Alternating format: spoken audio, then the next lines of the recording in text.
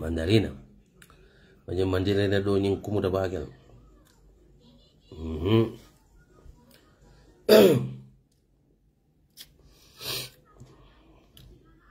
Jamale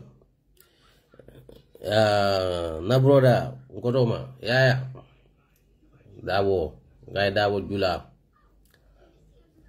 ngay kondo ino be kondo no mariam fo fana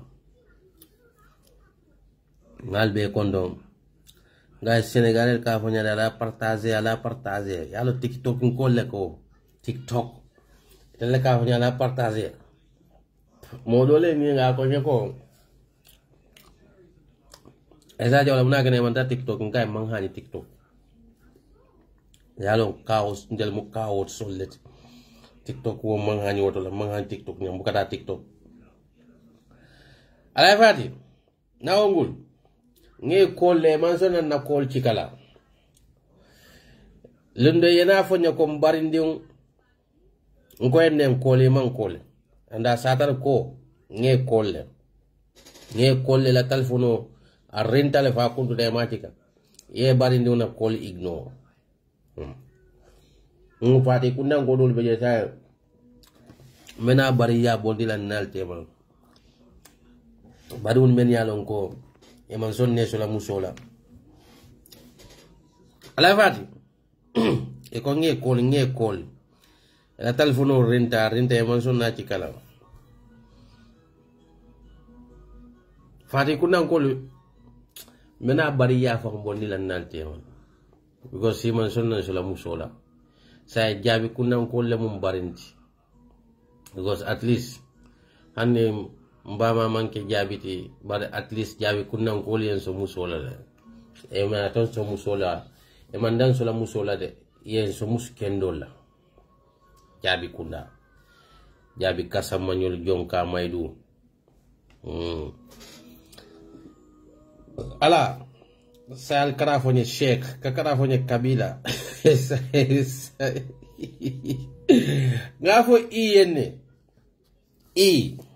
Ibrahima solinding bade bunko ngafa enen kay ko sal ka kar kabila tolan say mu alfaldi yalo nindi ne mu al kafne kabila e bedan ninen kala papa mun kabila wala problem wote. Yes, Mr. Manjang, ngay kondom, ngal kondom. Basek drame kanju santam fra. Sa Gambia jaliyamu kodolti de. Jaliyamu kodolti. Yalo jawla. Ala, ina ka tudo ko wala. Kodo kida bari niwe. Yalo jani ngombe fati kunda bari yafa bari alla bari yafa lafta saylale ye sibo jange bari mun gol mun na illolati bari yalo somta nani bari mun ko dol be na bari mun freno dol be la kolle siate e fawti sibo NPP ngol ko man kontani la kola ela dandar la ro futa tamale sibo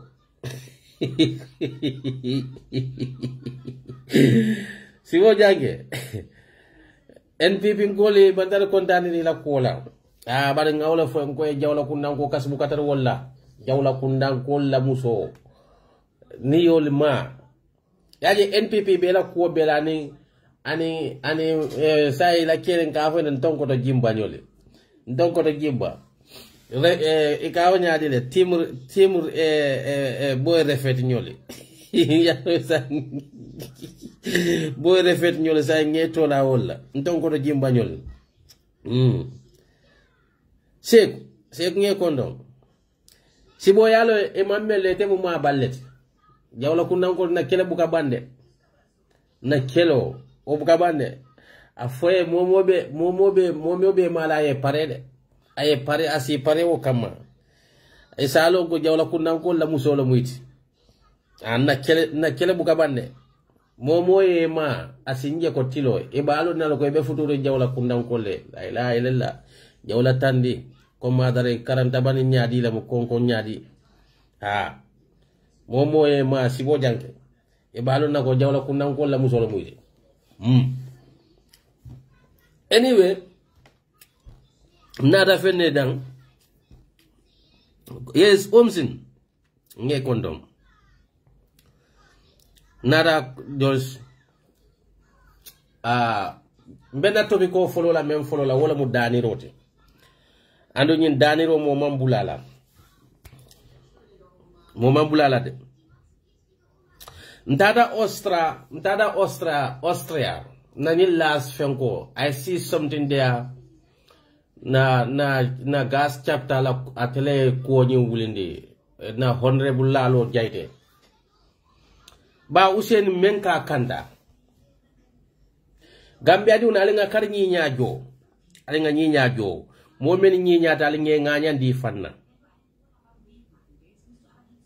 yes loyalty a fake loyalty na fatala mbeni memfo kanja manke mo le mbula fula I just have this lafta ko nenna broda for nabe diamulale because I don't know how to do the GoFundMe malo because GoFundMe tel yalon tel nyanu tali wallet sheikh adon nin sheikh ko nin control sheikh abukadi ya modole because modol beje wala ama sheikh ya ni tel damban talam wot bara ku yata me adiyata me ndela mo ala sheikh ya sheikh esa jola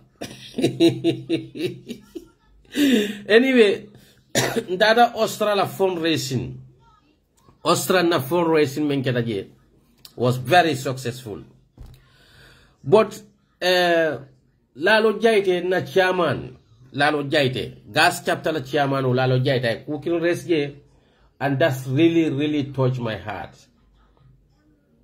and I hope mbe Gambia di be danila ma fon tonko to jimbala nyul but ni fanan sa keno because this is about Gambia adama di unai ku kendo ka jo ku kendo la mbena men fo kanda manke mba ngambe men to fo ka manke wolle mbulala no wol man bulala de yes Jawad nge kondo amanke wolle mbulala de e man bulala. This was raised in the fundraising of Austria UDP la fundraising men keda Austria ba usen da security mo kendol be nyin dunia kono le hanisayin mo kendol be Gambia le mo kurun siyata jede na fiko siyata Gambia de bari hanko hanisay mo kendol be Gambia moli be Gambia ngalon ko Gambia is becoming a Jamfa nation, betrayer society, but we still have a good people in that society. Alialo muna kinambo fokan security fula wole be ba usien bulu ba usien mambula nyinna mbe kuma kaw nyim fokanne because nga fille ko nyanta ka fole ando ngajele ko Gambia diwul fana mo kendo la muiti ni story ni it will going to touch your heart ba usien la security me ka fay juuf security fula wole be ba usien bulu lalo jaytele topiko nyim maaje ba usien fon fana nata topiko nyim foje bari man topiko nyim fo because of ibe kodi le nyinin kamol bulu walla ibe danir le ke kamol bulu. I personally I feel ko these people they deserve pour que ma koy wala ba usien la security not that ba usien buka kuke not that dabo kundankol buka kuke ni emire la ba usien bayo mansa kunda kuna ni sign tema sanji jolle mot ba usien la security alba kala maleko adama baro la mansa kunda ye security withdraw ba usien bala since 2021 before election eko mansa kunda Gambia police under the leadership of Abdoulaye Sanyang, former IGP. Ala leadership kono andu nyemuno omlete sa fona almost lualamu kaje ko former vice president anyanta security sotolale because munemu bankola mo kumala So security men yalo ko ye atay to ba Ousainou. Short before the presidential election, Adama Barrow na la police IGP menketa Abdoulaye Sagnanti. Yo security ta ye withdraw ba Ousainou la. Ye security men yalo ko wole kata ba Ousainou la dulat. Walakin na ka kende ya ka beteatal de. Adama di ibe kuoku fanan kekan kana fin expecte ibe kuoku kekan a kenin alna la kila temola. Ba Ousainou la security 𝒂𝒊𝒏 me yalon ko bi anin dobe toñin ko ne ka fay ko Diouf nya la real ne malo bar mol be ka kili Diouf lela anala security dobe je wobe Gambia le ka fay ko mane ni mo fulol briye security withdraw ba Ousainou la this are the securities men yalon ko ebe ye atay to ba Ousainou la suwo kono bar yaaje ko ba Ousainou mo kendolte ba Ousainou mo molete aya deserve le ka security soto because akeda banko la foreign minister tile akeda banko la vice president and he's a political figure in that country. Adama Barrow ay security ay IGP order priye security withdraw ba Ousainou la korda kono bare nali hakilo ba kambe hanimbe bio tembo mento NPP muso me yalon ko e ka fo Modou Sabal bari muso ba kilin fakile e ka fay ko ajabinta bata bal sabali marena mun lepp abe NPP kono amantare man sakunda do kula amantari government do kula she is not a civil servant but Adama Barrow e Gambia la security menol ta sojarul ke samba wo muso la korda ko e ka kantale bara Allah vice president former foreign minister menketa honorable lawyer Ousainou Daboti Adama Barrow na la security IGP security withdraw and then the sad thing about 𝒂𝒄𝒄𝒏𝒆𝒍 a former vice president of under Yaya Jammeh the brutal dictatorship muso men tartaji ani Yaya Jammeh kuriya beke wo 𝒂𝒄𝒄𝒏𝒆𝒍 security babulu foreign science ye withdrawable. But they withdraw the security from ba Ousainou la korda kon. But alialo muneketa. Ni Diouf men alinya bala be ba Ousainou noma. Ba Ousainou be dawda Diouf be jeto. According to I think he was a police force superintendent number whatsoever.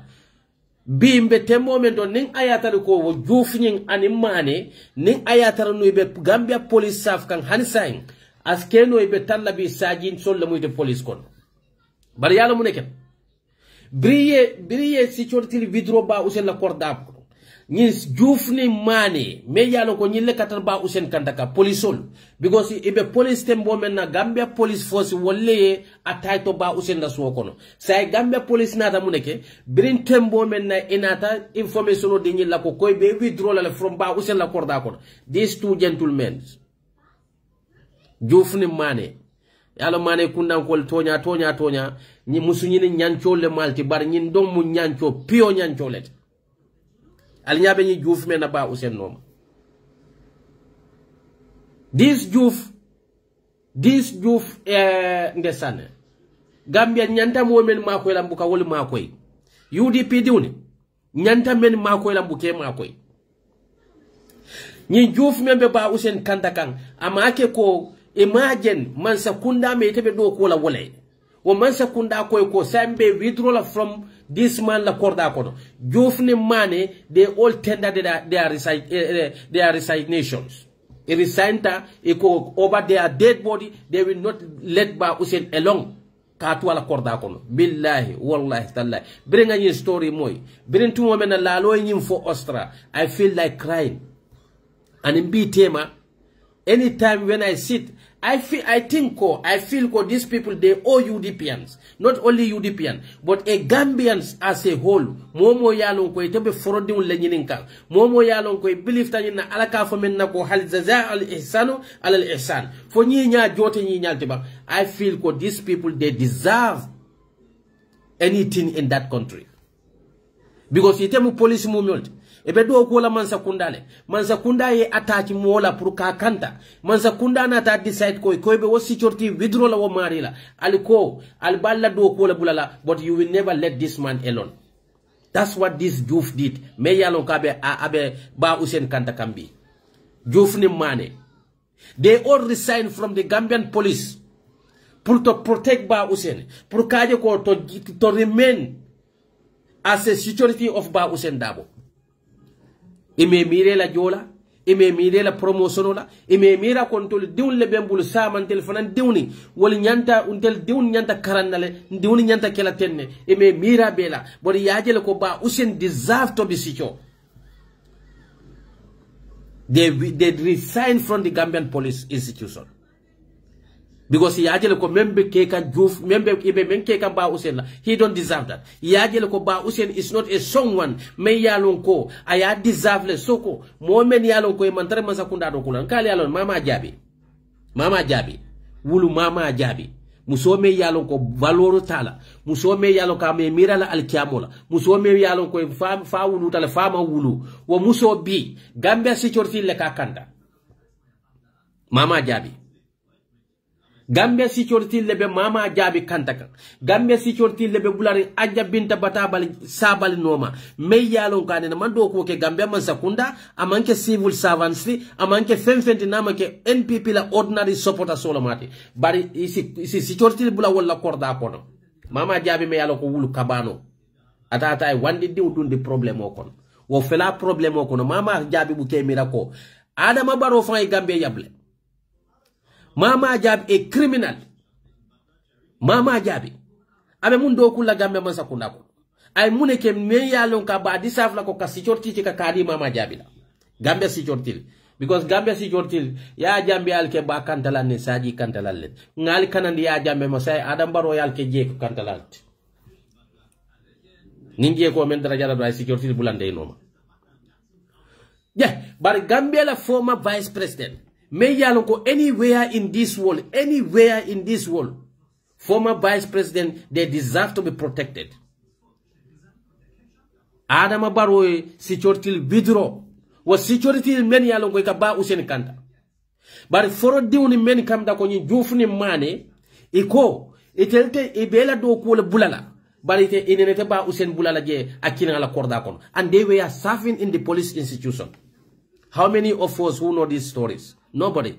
Only few people, many yalo ko close Ba Usain. Ani ni juf me yalo kanabe angal teriteng. Ani mane, ni juf, ni leka Ba Usain Kanta.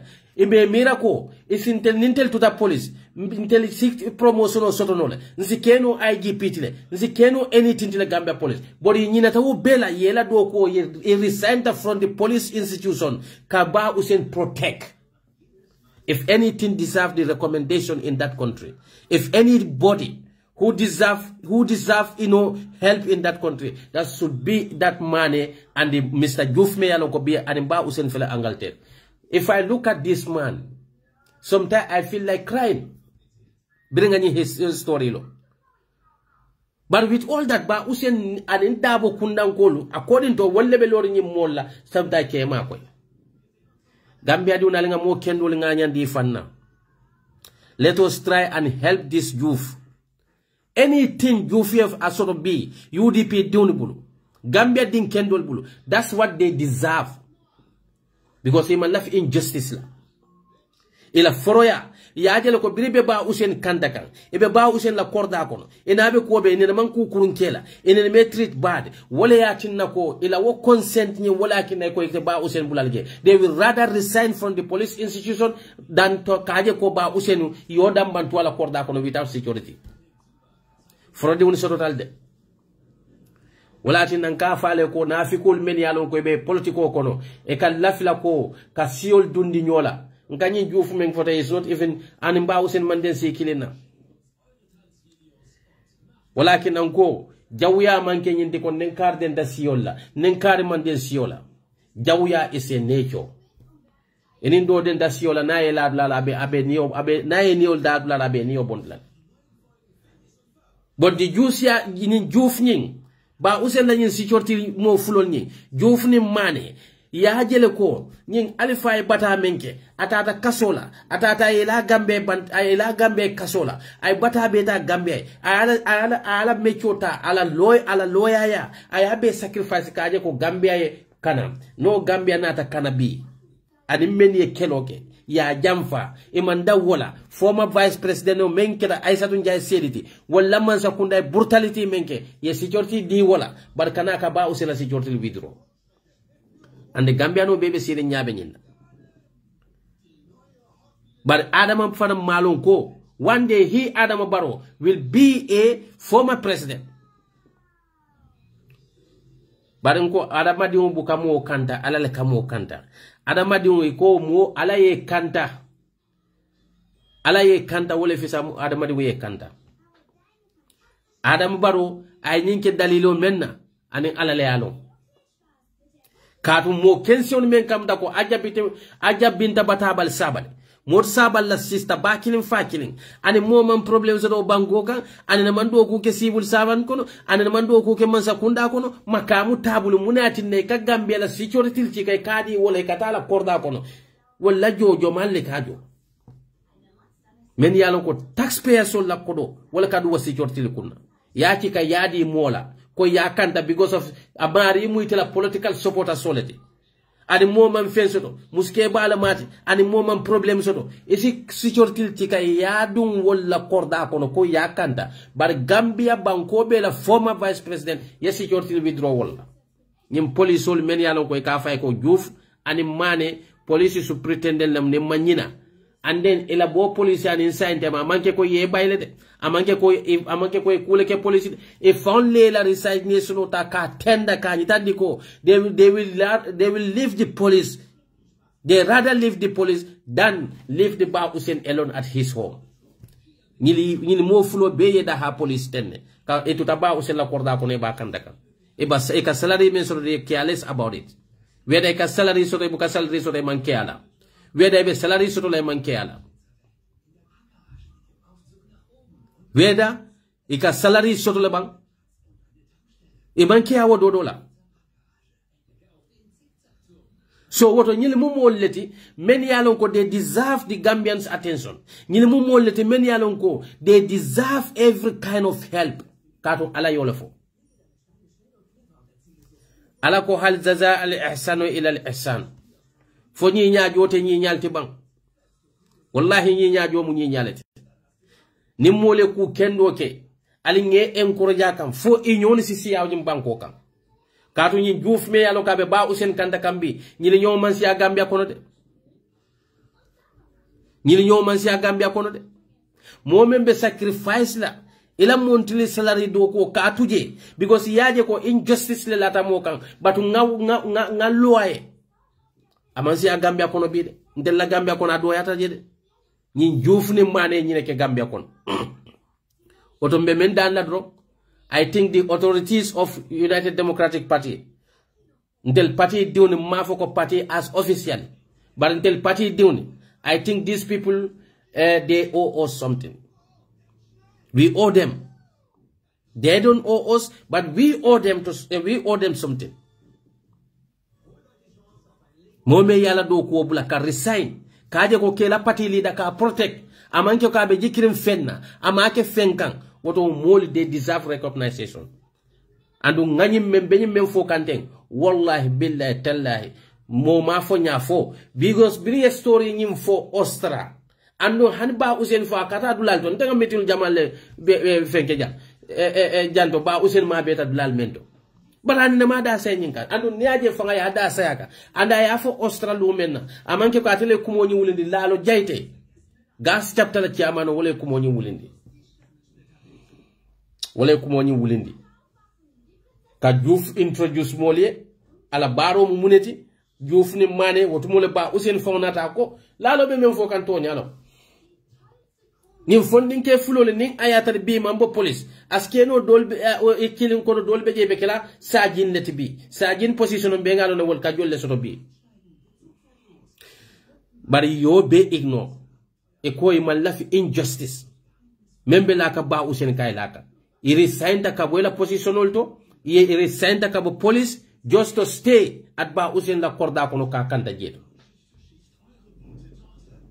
Momo, you can reach out to these people and help them. Name United Democratic Party doing it. Even you are not United Democratic Party supporter.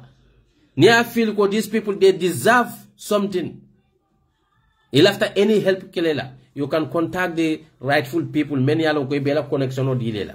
I don't have any contact with them. This is the first time I even hear this story when I went to attend the Austria UDP fundraising in Austria.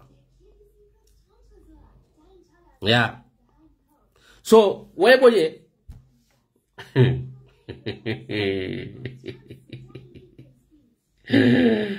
Hey, Gambia.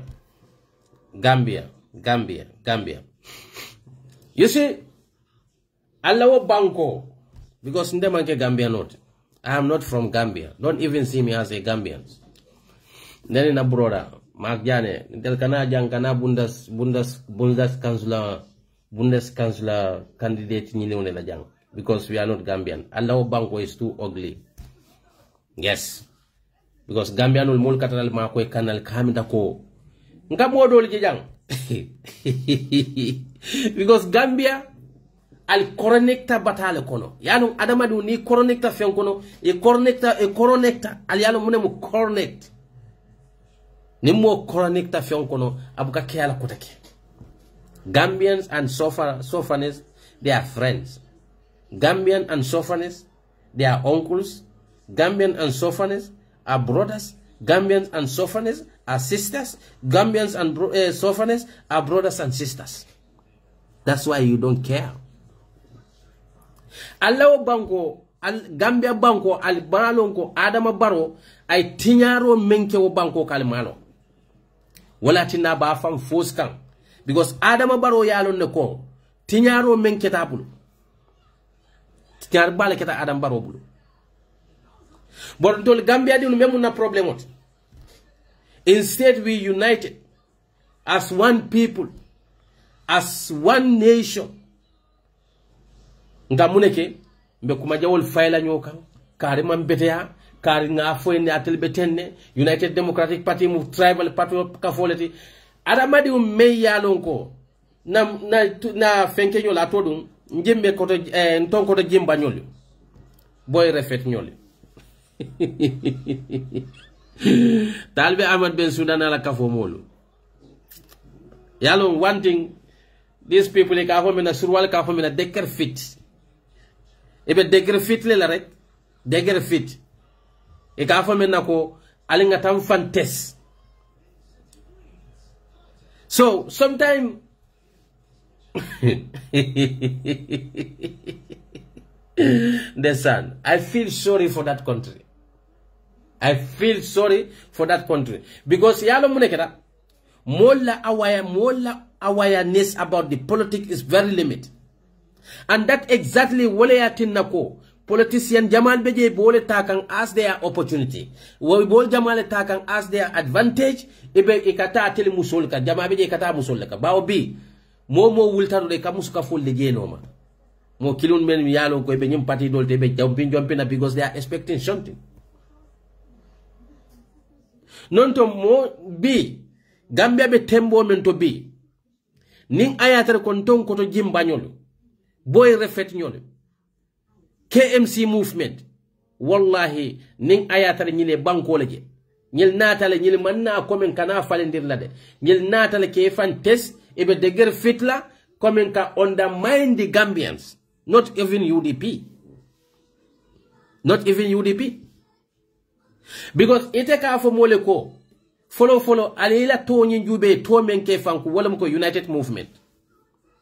How can you be a united movement but you divided a group kafo leta ye sobo dundi tema wallahi akweta talbe na la mol mo manke alatide bari ko ite ni election o winna ndamanke alatide. And I never talk like this. Let the people understand ko ntete alati ntafula jomale be winda jomalte winda bari kuku aka sababolam ukadiamu sababolela bawo ni modol yem moy isafo ko esa jawla ko talibe te winda demanke alati. I cannot stop talibe from winning. I cannot stop anybody in that country from winning because I am not a god. But in kadiamu based on perspective wala muko wala mu sababoli kanti katun alabe kuku kela ka based on sababole kan. ولكن علىكو إن مكنا في الأرض له أعطينا كل شيء شبابا فأتبعوا الشباب alako few fenyin dunia kono nate alala ya da a harjeto bang ani lama fenna kuto bang alondito bang a few fen ay sababo le ke nyanta men no mala pour ka wo few nyin soto woton tel fanana president ya nyinu alale ka president ya di bara ya sababo lantele jomala ka wala electoral and who are those electorate to be a president in the Gambia you have to have the majority electorate but Gambia be tembo men to be moment na de yalon Gambia one thing mune mu Gambia no la problem with Gambia no ya mirako every in the momo ning ayatare ko iteka English le for very clean English grammatic correct they see you as an intelligent person but the mola language speaking does not determine your intelligence. You can speak perfect English.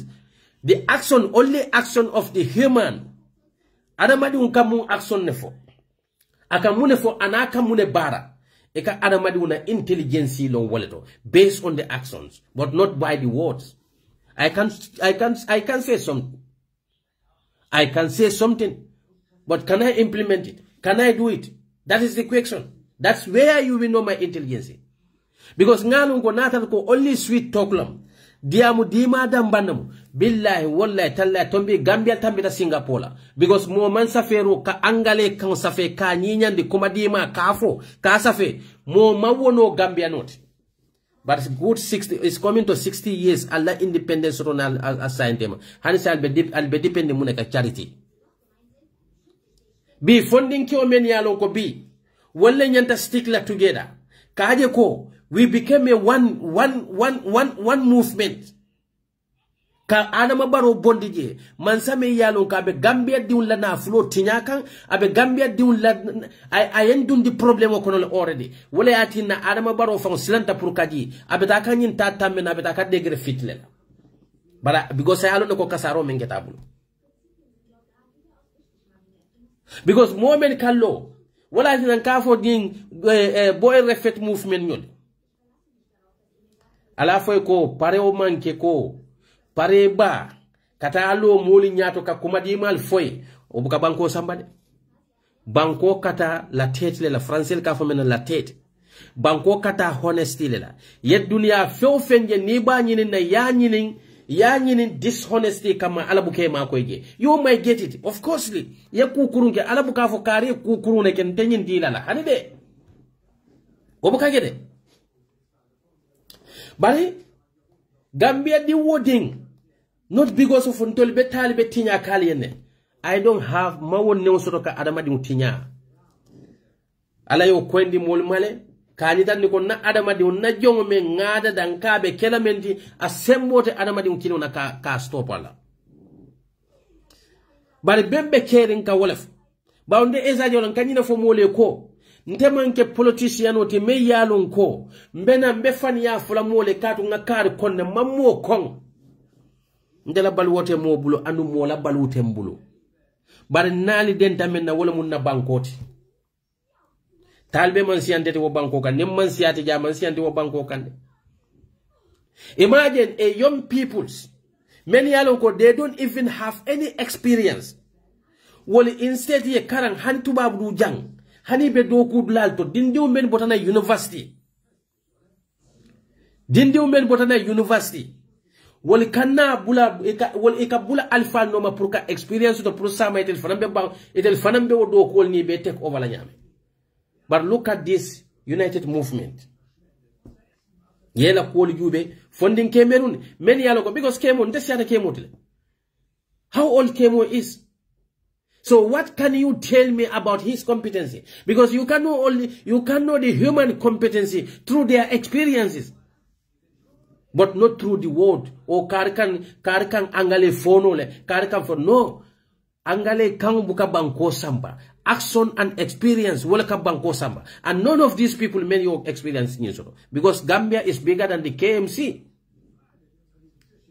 Big na flow membe kasara tanyi mansa kundabul akwata Gambia diun be male ko Adama Barrow la mansa kunda men tata sanji tanke abe siring wo mammen keno bo keno la sanji next 5 years o kono ba sanji tan kono mammen bondi nol kan ibo sanje lulo kono ibo bondi nol al kanyadi bodi be sirin je katun afrika man sakundalu momo na ta sembota kan lafile ngafa wo semboto bare ndebola jeto dol be jaka jare kelol lela 2026 presidential election Gambia di ube nyante fanyinin kala nyine lako mbebero fa ka pour loya dabole ke president di bang fodu mbebero fo fay kanne pour naban ko abe toro men ko nga abondi wokon nyine nyanta kala ko excellent anim politician o men benala ba wetel fin fe nyim presidential candidate o kilwo kilimbe nyim banko ka wallahi manke alati bara bebe na kanne be la chance bar yalon ne ko ite gagnela nim candidate o men bebe naka akoy te mala tak but I don't know what is the reason behind ila candidacy la bara akoy te mala ko la sayabe ko ite nyamete gagnela muna sayno do beje e man jade yeke alati pour ka wollo because into la presidential election system wala ko majority so you don't have even bankola electorate majority hanni 100% ite ma wo 5% no function wo kono ite ko you want to be a president. Is that not a job? Maybe ite mari ba ke kanado dango ya fo e kar fana lota ade fana ne president ya nyine wonek but mbe ngalo ne bi political party o mensi Adama Barrow on set no if there is a forces unity in that country. But Gambia di one alinjube ndambawon be bulari nyola ka kuma jawo fo nyoy atodum KMC United la mol be jana e ko ka UDP le tinya UDP fanantel fanan be jannan la ngonka nyille tinya wo be banko sambala nyaadile because KMC United will natale ko ndel natale prom fane minister position soto ndel natale funding kyo meni lafta ko ka baluwo ke balu sodo yaruna e man lafi ko koye do ko ke la life kono e man la think experience la namanke balu sono yaruna because when all these youths what difficulty what experience did they go through Komi yebonan denan yebonan primary school nursery school atold nursery school primary school junior secondary yebo junior secondary school yena senior secondary school dol beje ejita senior secondary dol tata college dol tata university but what else after the university they have no experience all they can depend on or rely on walam ko speaking good grammatic Allah bango jube because the mentality failed this country. Banko mol la mentality ay banko felile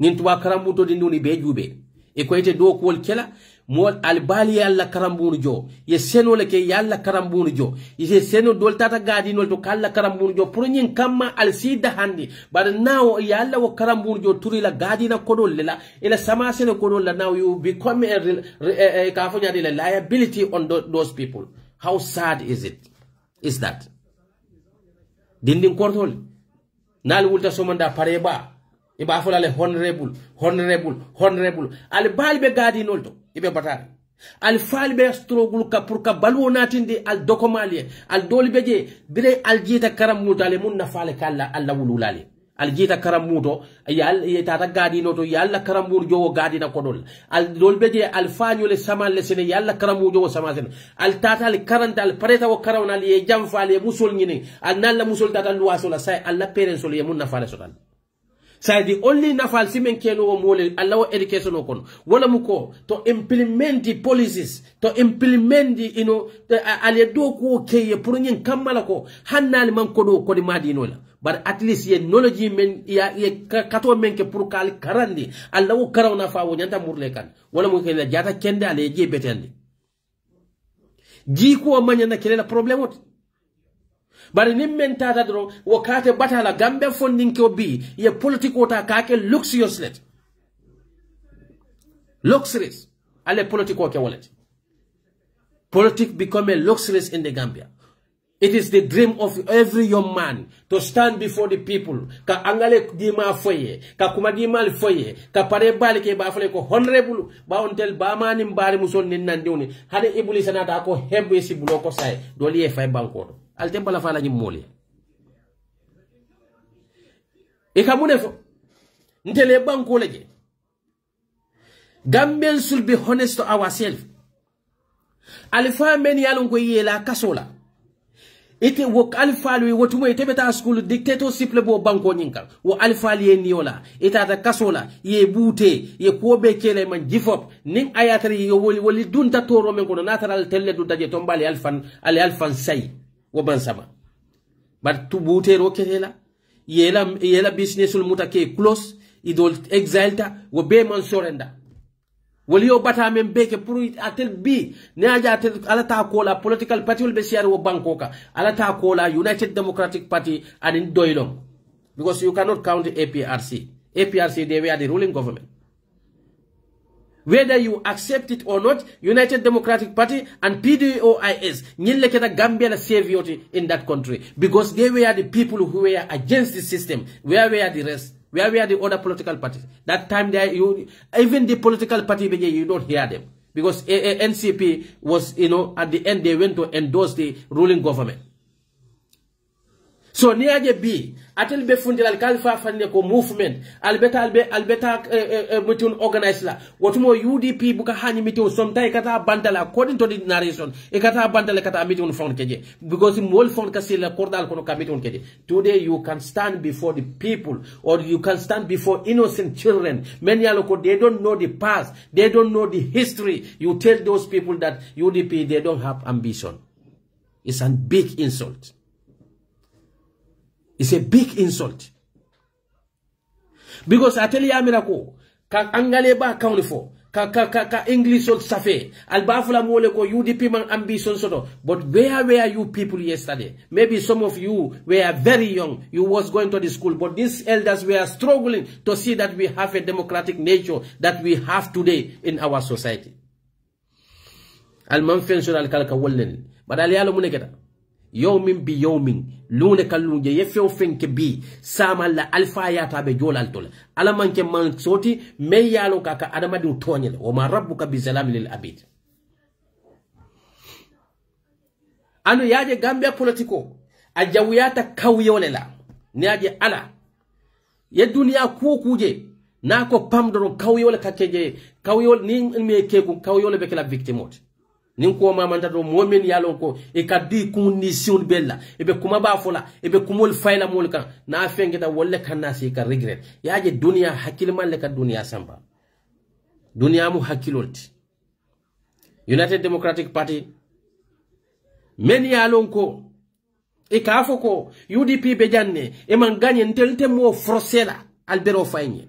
The only thing tells him and the United Democratic Party, under the leadership of our elders, they are not going to dance with anybody's tune. We represent the credible candidate for you.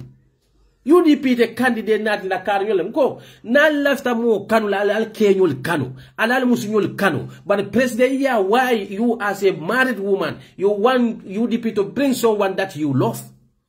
We want a capable candidate. We want a candidate who is not corrupt. We want candidate who have a sympathy for the Gambians. We want a candidate may yalo kabe Gambian United Nola.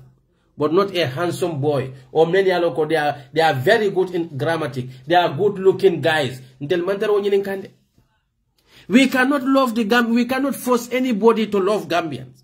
We cannot that. We cannot force anybody to love United Democratic Party. We cannot force anybody to love Ba Hussein. The only thing what UDP can do as a opposition, what is their duty is to represent the credible candidate to the electorate. At the electoral level. UDP la win win balia wo manke UDP la problem.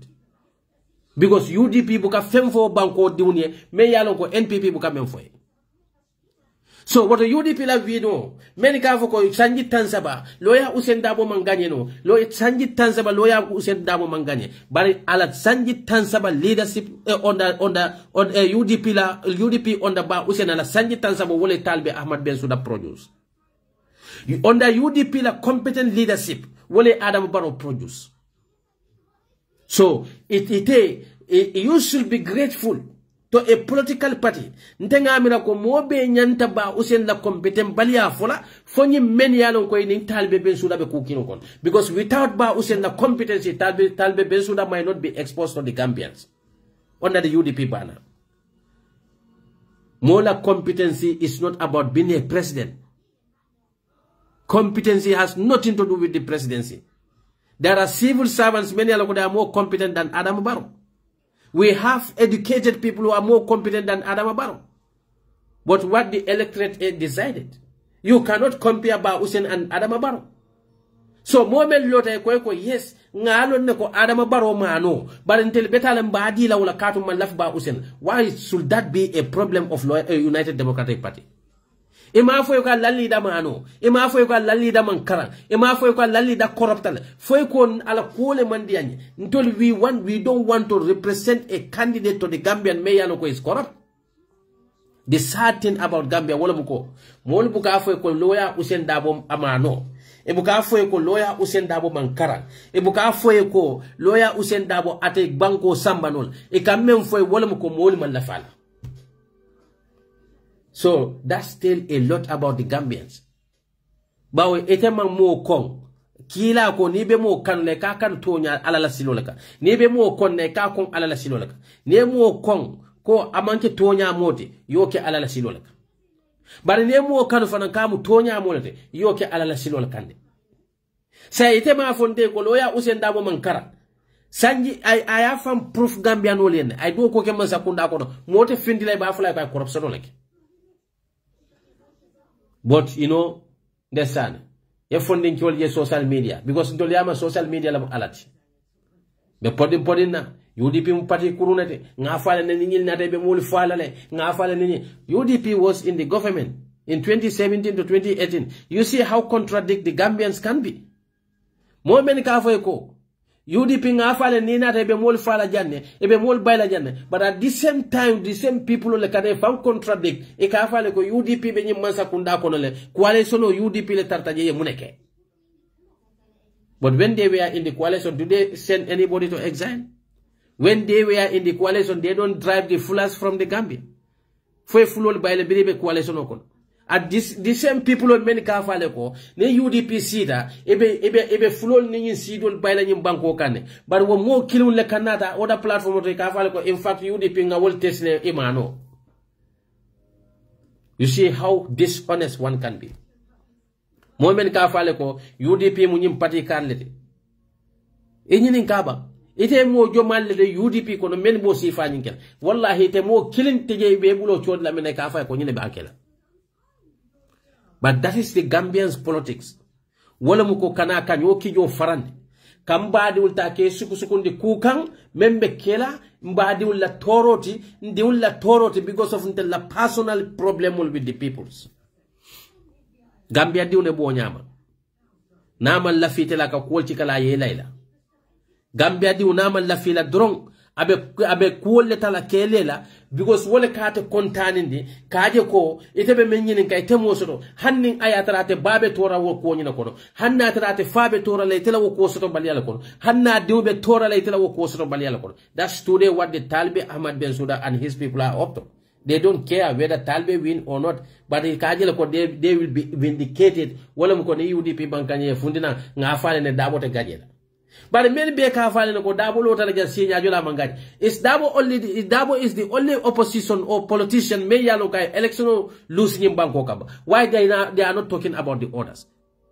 Why? Halifa Sallah lo ta sinya jolle. Ongul Syria lo ta jan sinya jolle. Mama Kande be nakala sinya sabanjaw no kono. But they don't see any problem with those things. Their only problem is that United Democratic Party Dabo le bejeto and the Dabo mujumalite. Dabo mujumalite. Because United KMC movement. Ning ayatal ko Gambia la bata membe mbwanko diuni ka wole yetel sula. Ndema amina ko mo kun kiluna interest jarite tele divided and you tell ko they are united. You divided people and form your own united. Who else will come on? Because you can forget it. UDP and the KMC United movement, they can never work together. Momo ko fwe fande nene. Because we feel betrayed. Whether they accept ko, itel ka follow ko mantel man betrayal ke, and then the sad thing about the Gambians, especially like this younger generation. Desan, nga kemo jele. Kemo boja mealonko, a man, I have so much respect for him. A man, I trust him so much. Walam kemo bojanti. But adamadi ubukaba lonna. Surtulan ning adamadi lafta dunia la.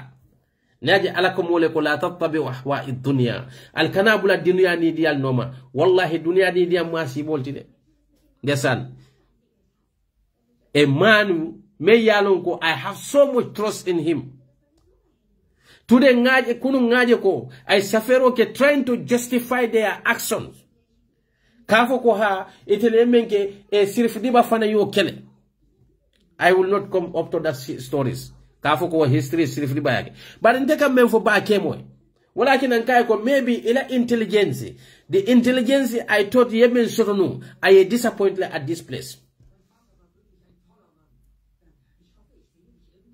At this place, go mama jabi kumbajan mane, fatam jabi kunam kol mum bitanete. Momo mama jabi may sinje ko tilo. Alamali ya jube. Kemo ndesan. Gambia la politiko nte say ay kijo le fon bondi mola. Yagente nin trosta mola nka trosi lale. But one thing akan kijo bondi mo fana na wala muko. Kuo memman betea. Iko iba betea because of itele yake. That's muslime nafiko le kawoki. Walatina ala ya ko ndima. Ala yenyim fo Qur'ano kona ko lahu ittaba al hakka li ahwa'i la fasadatu ash-shamawati wal ardh liman fihinna. Ako ning ayatar non adamadi una nidi akatar ko do ko bembe kono to nyaabe woletono ako tombe ay sawnim banko be tinyana kono kono few. And that I am saying this, and then like in the Qur'ano, aka fem for adamadi ujikola. And that's exactly ngamenje kemo la kumakao to kunu. Kemo ko sirifu diba tala almunne man ka farkela. ANC form tal natar ANC wal man tanake kunu. Ye bitrial ki amanke bitrial natar NCP form danyame wal man bitrial ke woto they cannot also be a betrayal. Ngo subhanallah. Subhanallah. The Kemo I know. The Kemo I have trust in him. Kemo be kuo nyandi kan. Adamadi mu manyan na kuo nyandi la katun tele yake. Ha nte esa jawla ko kuo me mambete ya nata ken kafu mbape tan la mole munafiko leti. Dunia kana mbula nyinna. Kemo mbeda la you are too young. Don't be like a typical African politician. Many kafweko, you can in politics you have to lie. In politics you should not be truthful. That is the mentality ye menken na molu kunkono. But adamade one thing kana so dunia mentable. Kan one thing kana so political mentable. Ila fenko ila natural gift me yaloko ala yadida. Ngo hanne atar kunu sirfu dibanyoli yoleke. For that, did that justify your action? Menketa kuome man betea no mata jomale yake, regardless of jomale yake.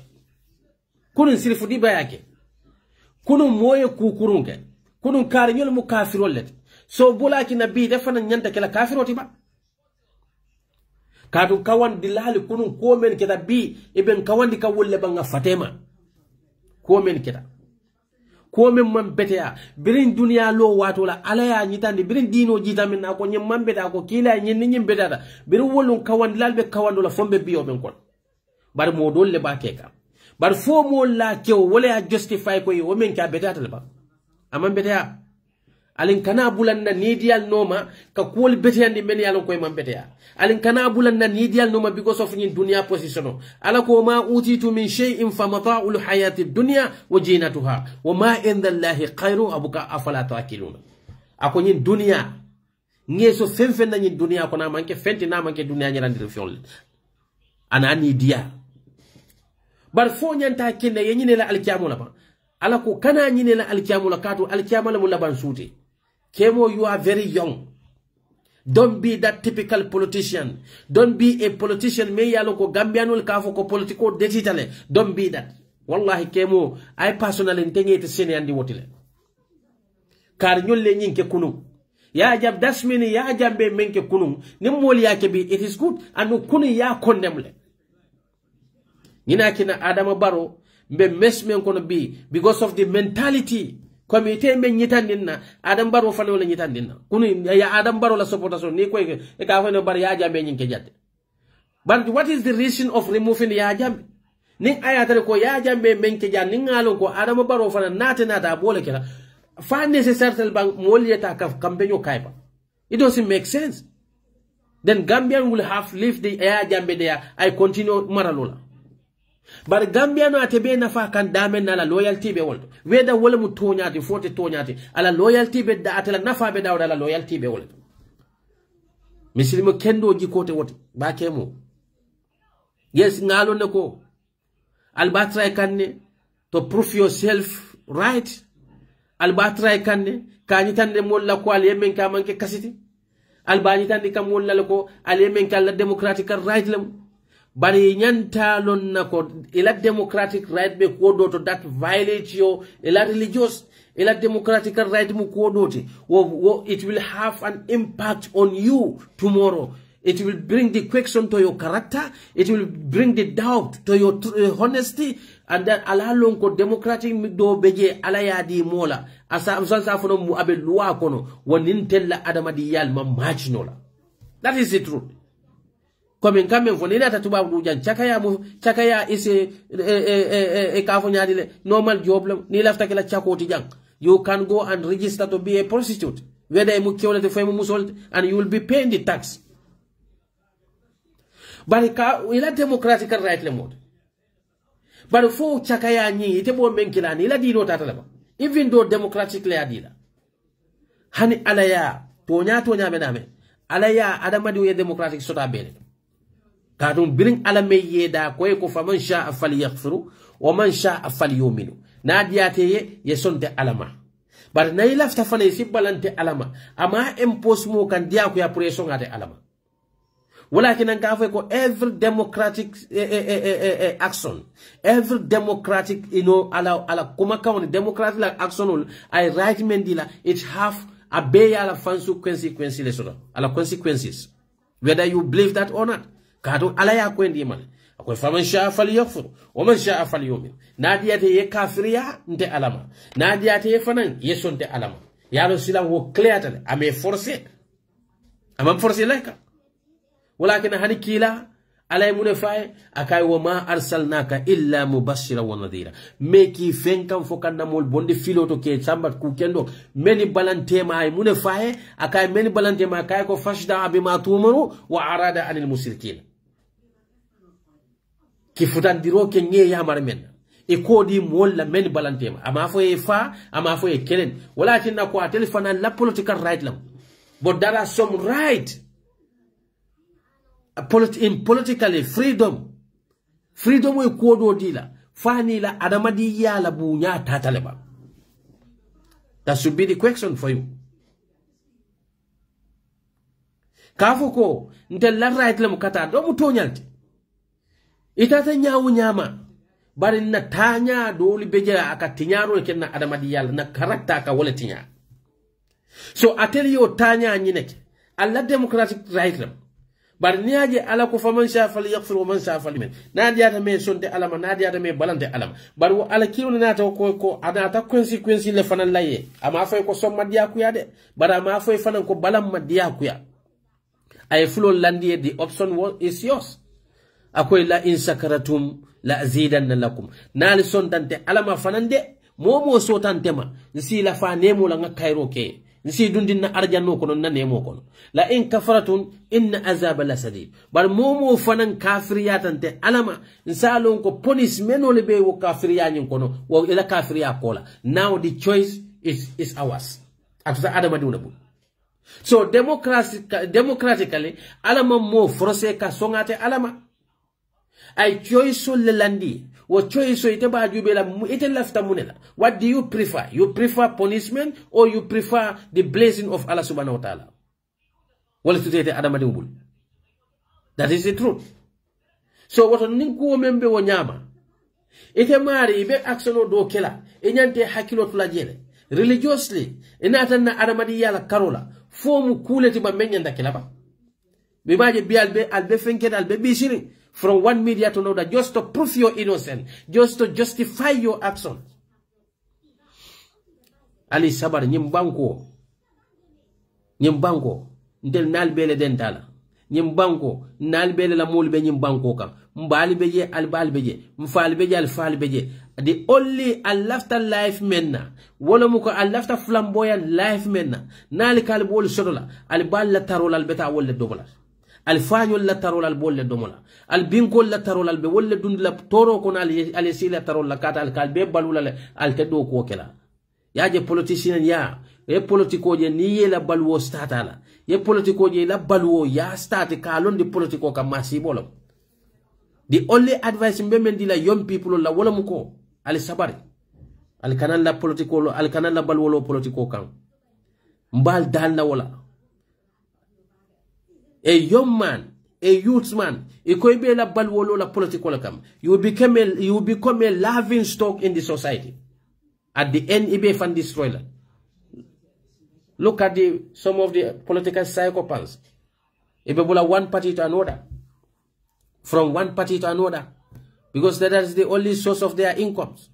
They have to be psychopaths of the politicians.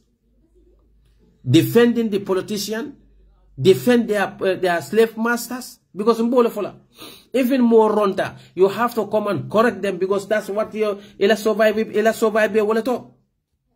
More dabo. It is every time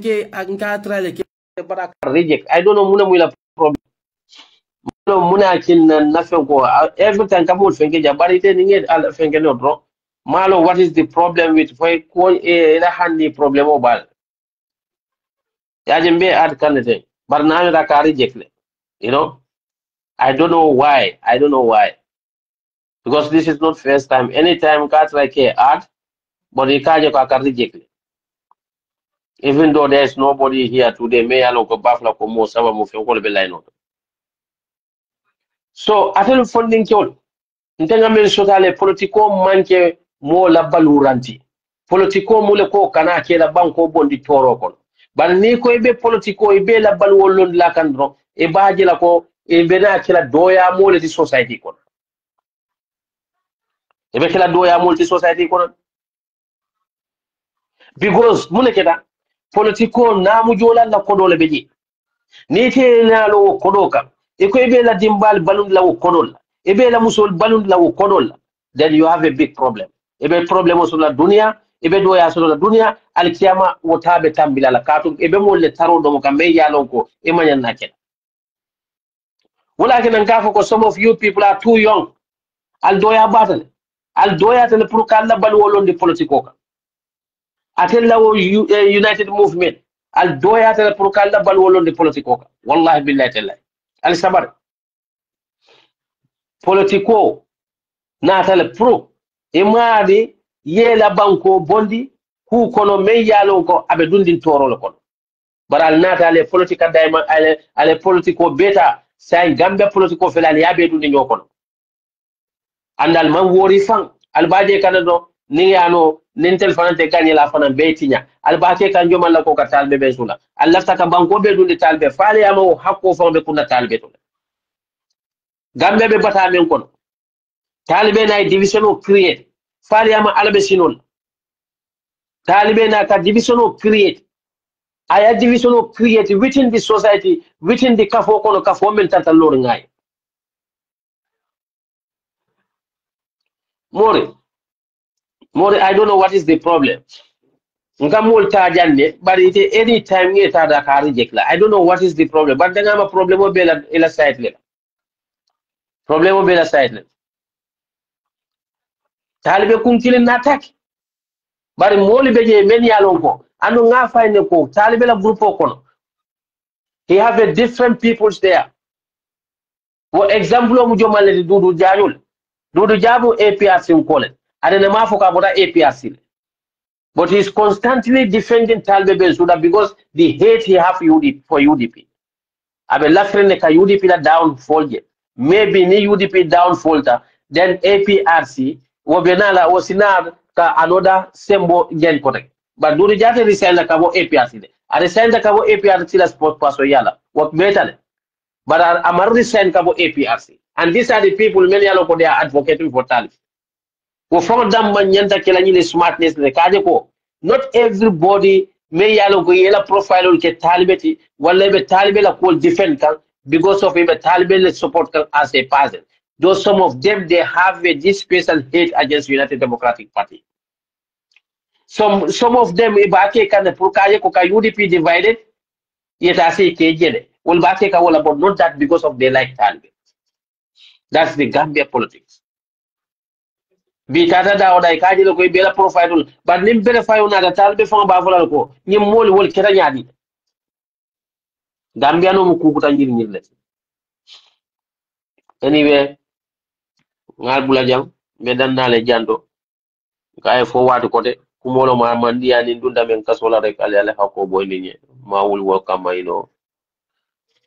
comme nga fale de Mr. Diouf momo lafta ma ko la rek you can reach out to maybe atodo maybe I'll send na broda from call no le bamba masas keno bala connection so to these are the people many along ko many along understand la do ko bula recent kabo police just to protect ba Hussein. So I feel ko these people they deserve to be helped.